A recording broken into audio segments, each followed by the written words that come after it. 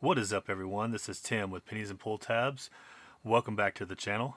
This is some of the coins I pulled out of episode 2 of my penny coin roll hunt and fill series. If you're interested in that series, I'll leave a link down in the description, and I'll also leave a link to the playlist of that entire series. So let's move these out of the way, and we're going to start with this one. This was a 1983 Denver. And I thought this one was kind of cool because if you flip it over, I don't know if you can pick it up on the camera too good, but it has kind of a gold tone to it. And so this was kind of interesting. And I've seen ones that are kind of golden color, and you can kind of see a little bit of like bubbling or something on the plating. And it is a little bit on the front too. Not as gold toned as the back is though. And so I tried to figure out what was going on with this coin. I found several different things. Some of them say that it could be the zinc gets dissolved in the copper plating when they're plating these pennies. And also I found a bunch of people saying that these pennies are probably heated. And I'm leaning more towards probably the heated. Leave me a comment, let me know what you think causes this, if y'all have ever found any like this. I thought it was kind of cool, so I thought I'd show y'all.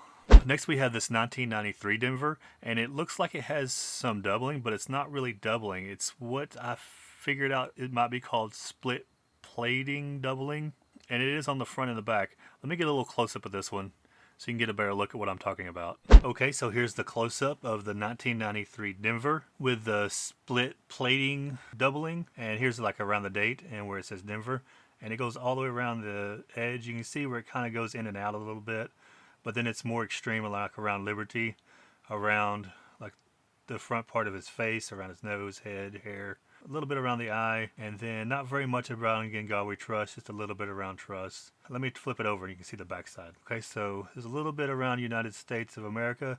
It's quite a bit around the E Pluribus Unum, and then the monument right here, the top of it, and all along the columns, along the bottom, and around 1 cent. I did find a little bit of information online about this, and let me show you that real quick. Okay, so this is the error-ref.com website that I found some of the information about the split plating. And you can see right here, it's split plating occurs when the copper plating is stretched too thin, causing it to separate. This separation usually occurs immediately after a design element and has a direction towards the rim of the coin affected. So yeah, that's kind of the same thing right here. I didn't find any of these that were as extreme as the ones that I found, but this is about the only thing I could find. And I found a couple other things that referenced this website, so I went to this one. I'll leave a link down in the description of this website and of this article that I found on here. Okay, next we have this 1990 Denver.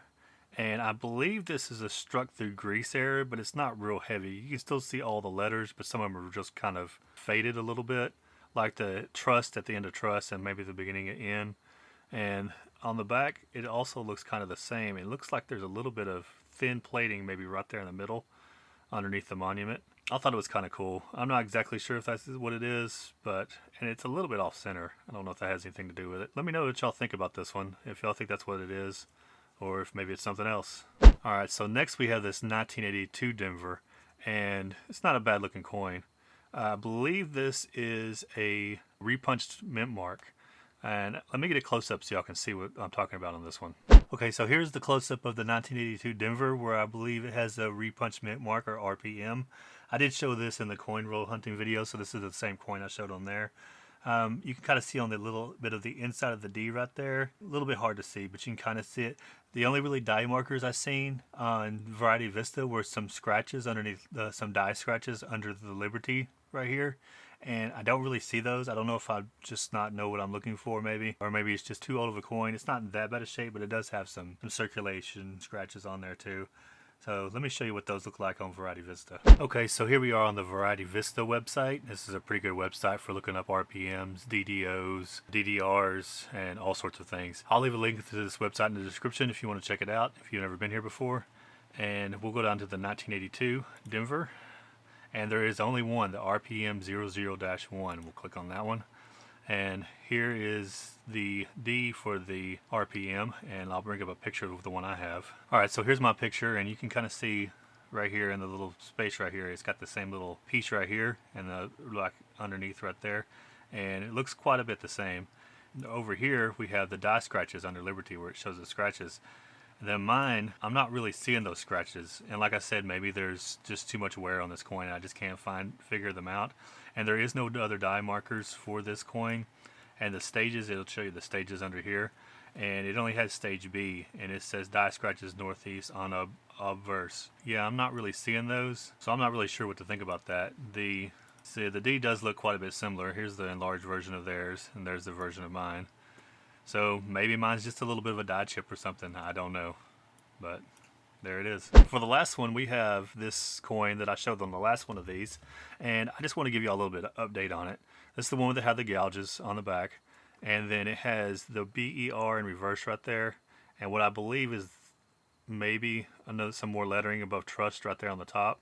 So I sent some photos to some people who would probably know a little bit more about this coin than me and got their opinion, and they pointed me towards some more information on stuff like this. And let me show you all a little bit of that. So here we are again on the era-ref.com website. This is the site we were on earlier for the split plating coin.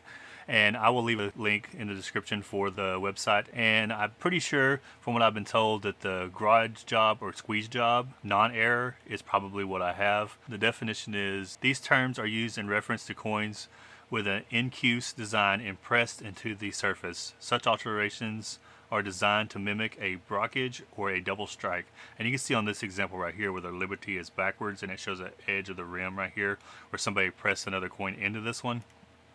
And what makes me think that my coin probably is something like this is that none of the letters that I have on mine are raised, just like these. They are all incuse, if that's how you say that. In other words, they're impressed into the coin. None of them are raised on the entire coin. So I think somebody probably did do that to my coin, and that's probably what happened to it. Alright, so I do think this is probably what happened to this coin. Not as cool as I thought it was, but it's still pretty cool to me. I'm going to hang on to it just because it's kind of cool. It was kind of cool just to find it. Alright, so that's all we had for this one. And if you enjoyed or found it interesting, please consider liking the video. And if you want to see more, maybe consider subscribing. And we will see you on the next coin roll hunt or the next one of these. See you next time. Bye.